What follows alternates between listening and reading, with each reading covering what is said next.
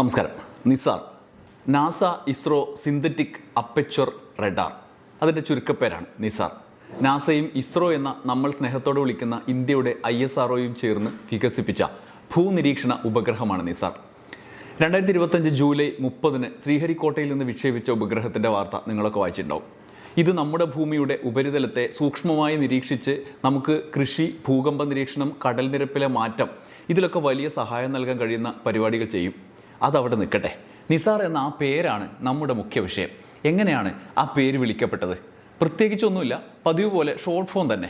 നാസയുടെ N, ഇസ്രോയുടെ I, അപ്പർച്ചറിൻ്റെ A, റഡാറിൻ്റെ R. ഇങ്ങനെയാണ് Nisar NISAR എന്ന പേരുണ്ടായത്. ഒന്നുകിൽ നിസാർ എന്ന് വായിക്കാം, അല്ലെങ്കിൽ NISAR എന്നും വായിക്കാം. നിങ്ങൾ ഇഷ്ടം പോലെ വായിക്കാം. വായിക്കുന്നവരുടെ ഇഷ്ടത്തിനനുസരിച്ചിട്ടാണല്ലോ. ഷോർട്ട് ഫോം ചേർത്ത് വെച്ചുകൊണ്ട് ഇന്നത് പേരാണൊന്നുമല്ല. അത് പണ്ടൊരു സിനിമയിൽ, ഗ്രാമപഞ്ചായത്ത് എന്ന് പറഞ്ഞ സിനിമയിലാണെന്ന് തോന്നുന്നു, രാജപ്പൻ എന്ന തൻ്റെ പേര് RA ജപ്പാൻ എന്ന് പറഞ്ഞ് നടന്ന ജഗതി കഥാപാത്രത്തെ ഈ ഘട്ടത്തിൽ ഞാൻ ഓർക്കുകയാണ്. ഇന്നത്തെ മാതൃഭൂമി പത്രത്തിലെ ഒരു വാർത്ത വായിച്ചപ്പോഴാണ് ഇതിൻ്റെ ചരിത്രം കൂടി നിങ്ങളോടുകൂടി പറയാം എന്ന് വിചാരിച്ചത്. ഇതാണ് ആ വാർത്തയുടെ തലക്കെട്ട്. മൂൺ ബേസ് ദൗത്യത്തിലേക്ക് ഇന്ത്യയെ ക്ഷണിച്ച് നാസ. അതിൽ നിസാറിൻ്റെ കാര്യം പറയുന്നുണ്ട് അവസാന ഭാഗത്ത്. അതിനു മുമ്പ് ആ വിശദാംശത്തിലേക്ക് കടക്കാം. അവിടെ നമുക്ക് RA ജപ്പാനെ, ജഗതിയുടെ കഥാപാത്രത്തെ ഒന്നും കൂടി വിളിക്കും വേണം. അതിനു മുമ്പ് 2025 ജൂലൈയിലേക്ക് നമ്മൾ പോകണം. നിസാർ ഭ്രമണപഥത്തിലേക്ക് വിക്ഷേപിക്കും മുമ്പുള്ള വാർത്തയിലേക്ക്, മാതൃഭൂമിയുടെ തന്നെ വാർത്ത. അന്ന് 2025 ജൂലൈ 30 പത്രമാണ്. അതിലെ വാർത്തയാണിത്. നിസാർ ഇന്ന് ഭ്രമണപഥത്തിലേക്ക്. ISROയും നാസയും സംയുക്തമായി വികസിപ്പിച്ച നിസാർ ഭ്രമണപഥത്തിലേക്ക്. നിസാറിൻ്റെ മറ്റ് മികവുകൾ, അതിൻ്റെ പ്രത്യേകതകളൊക്കെ വാർത്തയിൽ വിശദീകരിക്കുന്നുണ്ട്. അപ്പോൾ ഓക്കെ അല്ലേ? നിസാറുമായി ബന്ധപ്പെട്ട ആദ്യ വാർത്തയായിരിക്കും ഒരുപക്ഷെ ഇത്. എന്നാൽ സംഗതി പ്രസിദ്ധീകരിച്ചു കഴിഞ്ഞപ്പോൾ എന്തോ പന്തികേട് തോന്നിയിട്ടുണ്ടാവണം.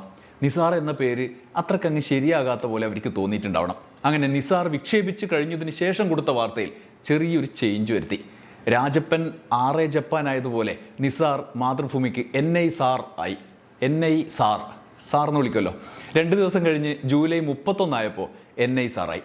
ജൂലൈ 31 1-ാം പേരിലെ തലക്കെട്ട് നോക്കൂ. NISAR ഭ്രമണപഥത്തിൽ നിന്നാണ് തലക്കെട്ട്. ബഹിരാകാശ ഗവേഷണ മേഖലയിലെ ഇന്ത്യയുടെയും അമേരിക്കയുടെയും പൂർവ്വ സഹകരണത്തിൻ്റെ വിജയം കുറിച്ച ഭൗമ നിരീക്ഷണ ഉപഗ്രഹമായ NISAR വിക്ഷേപിച്ചു. പിന്നെ ഫുൾ NISARനെ.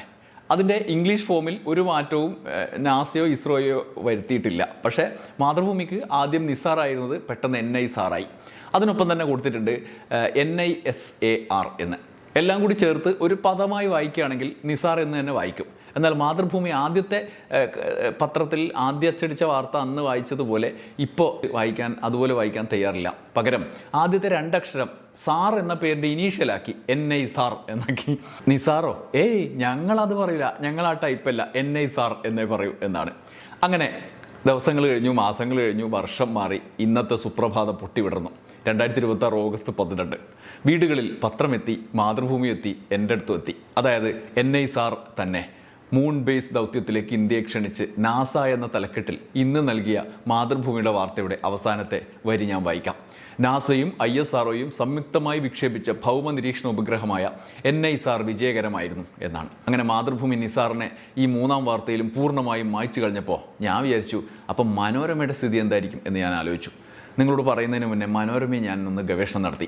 മനോരമയുടെ ആദ്യ പ്രയോഗവും നിസാർ തന്നെയായിരുന്നു. 2025 ജൂലൈ 26 തലക്കെട്ട് ഇങ്ങനെയാണ്: നാസയും ഇസ്രോയും ഒന്നിക്കുന്ന ദൗത്യം, ഭൂമിയുടെ സ്പന്ദനം അളക്കാൻ നിസാർ. എന്നാൽ അവർക്കും പെട്ടെന്ന് ഭൂതോദയം സമാന്തരമായി ഉണ്ടായി. 2025 ഓഗസ്റ്റ് 7 വാർത്തയിൽ നിസാറില്ല, പകരം NISAR ആയി. നാസയും ഇസ്രോയും ഒന്നിച്ച NISAR ദൗത്യം എന്നാണ് മനോരമയുടെ തലക്കെട്ട്. മാതൃഭൂമിക്ക് വേണമെങ്കിൽ NISARനെ NISAR ആക്കി എന്ന പോലെ, അതായത് RA ജപ്പാൻ ആക്കി എന്ന പോലെ പറയാം. എന്നാൽ മനോരമ അങ്ങനെയല്ല, നിസാറിനെ NISAR ആയി. NI ഉണ്ടല്ലോ, അപ്പം നീ എന്നുള്ളത് ഐനെ അങ്ങനെയും വായിക്കുമല്ലോ, അപ്പം NISAR ആക്കി. യഥാർത്ഥത്തിൽ ഒരു ഇംഗ്ലീഷ് വാക്ക് യഥാർത്ഥ ഉച്ചാരണത്തിലല്ലെങ്കിൽ നമ്മുടെ ഇഷ്ടം പോലെയൊക്കെ വായിക്കുന്ന പരിപാടി നമുക്കുണ്ട്. എന്നാൽ ഷോർട്ട് ഫോമിനെ ചേർത്ത് വായിക്കുമ്പോൾ അങ്ങനെയുള്ളൊരു വായനക്ക് പ്രസക്തിയില്ല, ഉച്ചാരണത്തിനും പ്രസക്തിയില്ല. എല്ലാവരും ഒരുപോലെ വായിച്ച നിസാർ, മലയാളികളെല്ലാവരും ഒരുപോലെ വായിക്കാൻ സാധ്യതയുള്ള നിസാർ എന്ന പദം ആദ്യ അച്ചടിയോടെ NISARും NISARും ഒക്കെയായി പെട്ടെന്ന് തന്നെ വെപ്രാളപ്പെട്ട് ഈ പത്രങ്ങളും മാധ്യമങ്ങളൊക്കെ മാറ്റിയത് എന്തുകൊണ്ടായിരിക്കും? മഹാത്മാഗാന്ധി തൊഴിലുറപ്പ് പദ്ധതിയുടെ പേര് അടുത്ത കാലത്ത് മോദി സർക്കാർ മാറ്റിയത് നിങ്ങൾ ശ്രദ്ധിച്ചിട്ടുണ്ടാവും. Viksit Bharat guarantee for Rozgar and Ajeevika mission എന്നാണ് ഇപ്പോൾ അതിനിട്ട പേര്.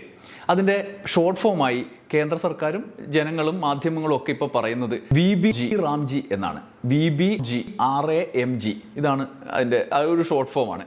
അതിൽ VB അക്ഷരങ്ങളായിട്ട് പറയും, RAMG എന്നുള്ളത് റാംജി എന്ന് പറയും.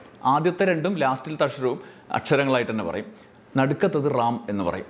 അങ്ങനെ VB റാംജി, VB RAMG ഇതാണ് അതിൻ്റെ അക്ഷരം ഷോർട്ട് ഫോം. എന്നാൽ ഇത് VB എന്നതും ലാസ്റ്റിലത്തെ ജിയും അക്ഷരങ്ങളായിട്ടും നടുക്കത്തെ റാം എന്നത് റാമായിട്ടും വായിക്കാൻ, അത് അക്ഷരങ്ങളല്ലാതെ റാം തന്നെ വായിക്കാൻ ജാഗ്രത മാധ്യമങ്ങളും നമ്മളെ കൊണ്ടങ്ങനെ ചിന്തിപ്പിച്ചിട്ടുണ്ട്. എന്നാൽ ഇത് മാറ്റാൻ ഇതുവരെ മാധ്യമങ്ങൾക്കൊന്നും തോന്നിയിട്ടില്ല. VB റാംജി എന്നാൽ പിന്നെ NISAR നിസാർ എന്നുള്ളത് NI സാർ ആക്കിയതുപോലെ ഇതിനെന്തെങ്കിലും മാറ്റം വരുത്തണമെന്ന് തോന്നിയിട്ടില്ല. റാംജി എന്ന് ഊട്ടി ഉറപ്പിച്ചിട്ടുണ്ട്. എന്നാൽ നിസാറിനെ NI സാറും നൈസാറും ഒക്കെ ആക്കി പുനരവതരിപ്പിച്ചു. ആദ്യത്തെ അബദ്ധം പിന്നെ ആവർത്തിക്കില്ല എന്ന് തീരുമാനിച്ചു. എന്തായിരിക്കും കാരണം? എനിക്ക് തോന്നിയ ഒറ്റ കാര്യം, റാം ഒരു ഹിന്ദു ദൈവത്തിൻ്റെ പേരും നിസാർ ഒരു മുസ്ലിം നാമവും ആണ് എന്നത് മാത്രമാണ്. നിങ്ങൾക്ക് അഭിപ്രായ വ്യത്യാസമുണ്ടോ? നിങ്ങൾക്ക് എന്തെങ്കിലും തോന്നുന്നുണ്ടോ? ഉണ്ടെങ്കിൽ കമൻറ്റിൽ എഴുതൂ. നന്ദി, നമസ്കാരം.